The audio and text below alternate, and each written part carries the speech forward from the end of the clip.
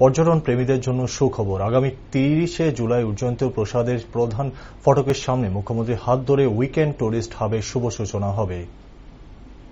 সারা দেশের মধ্যে ত্রিপুরাকে পর্যটনের উৎকৃষ্ট কেন্দ্র এবং অগ্রাধিকারের ক্ষেত্র হিসেবে প্রতিষ্ঠিত করার লক্ষ্যে রাজ্য সরকার যে মহতী উদ্যোগ নিয়েছে তারই অঙ্গ হিসেবে আগামী 30 জুলাই সন্ধ্যা 6টা উজ্জয়ন্ত প্রসাদের প্রধান ফটকের সামনে মুখ্যমন্ত্রী ডক্টর মানিক সাহার উইকেন্ড টুরিস্ট হাবের শুভ সূচনা করবেন। শুক্রবার মহাকরণে এক সাংবাদিক সম্মেলনের মধ্য দিয়ে কথা জানান পর্যটন মন্ত্রী Sushanta Chowdhury. Weekend tourist hub প্রতি সপ্তাহের শনি ও রবিবার গ্রীষ্মকালে বিকেল 4টা থেকে 9টা এবং শীতকালে 3টা থেকে 8টা পর্যন্ত চালু থাকবে। ওই সময় শেরওয়ালি সুইট কর্নার থেকে রবীন্দ্র শতবার্ষিকী ভবন চৌমুহনী এবং জ্যাকসন গেট ট্রাফিক পয়েন্ট পর্যন্ত এলাকাতে সব রকমের যানবাহন চলাচল নিষিদ্ধ থাকবে। তিনি আরো বলেন, ওই সময় মনোজ্ঞ সাংস্কৃতিক অনুষ্ঠান, সুসজ্জিত ভ্রাম্যমান food stall, light and sound show, Radha সাগরে প্যান্ডেল বোট, পর্যটকদের ঐতিহ্যবাহী পোশাক ও অলংকার পরে ছবি তোলার জন্য ফটো কাউন্টারেরও ব্যবস্থা থাকবে।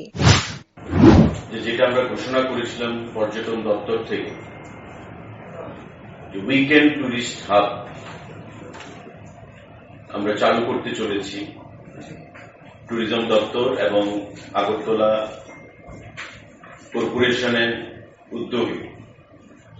সেটা আমরা শুভ সূচনা হবে মাননীয় মুখ্যমন্ত্রীর হাত ধরে আগামী 30 জুলাই রবিবার, অর্থাৎ আজকে আমাদের 28 তারিখ, 28 জুলাই আগামী পরশুদিন সম্মানিত রাজ্যের মাননীয় মুখ্যমন্ত্রীর হাত ধরে উজ্জয়ন্ত প্যালেস যে আমাদের রয়েছে তার সামনে যে জায়গা, রবীন্দ্র চৌক ভবন থেকে চৌমুহনী থেকে শুরু করে শেরওয়ালি সুইটস, এই যে সম্পূর্ণ রাস্তাটা এবং অপরদিকে তুলসীবতী গেট পর্যন্ত আমাদের নো এন্ট্রি জোন ঘোষণা করা হয়েছে শনিবার এবং রবিবার, প্রত্যেক শনিবার এবং প্রত্যেক রবিবার। এই উপলক্ষে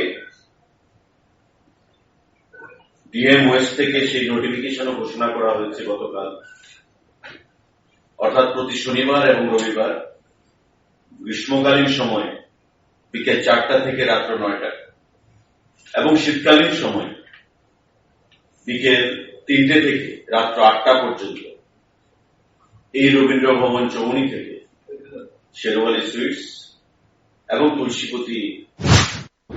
আধুনিকতার ছোঁয়ায় ত্রিপুরার পর্যটন কেন্দ্রগুলোকে আকর্ষণীয় করে তোলার লক্ষ্যে এডিভি ফান্ডের সহায়তায় ছবিমোড়া ঊনকোটি চতুর্দশ দেবতা মন্দির, কমলাসাগর কালী মন্দির এবং নির্মহলের পরিকাঠামোর উন্নয়নের জন্য ডিপিআর তৈরির কাজ চলছে।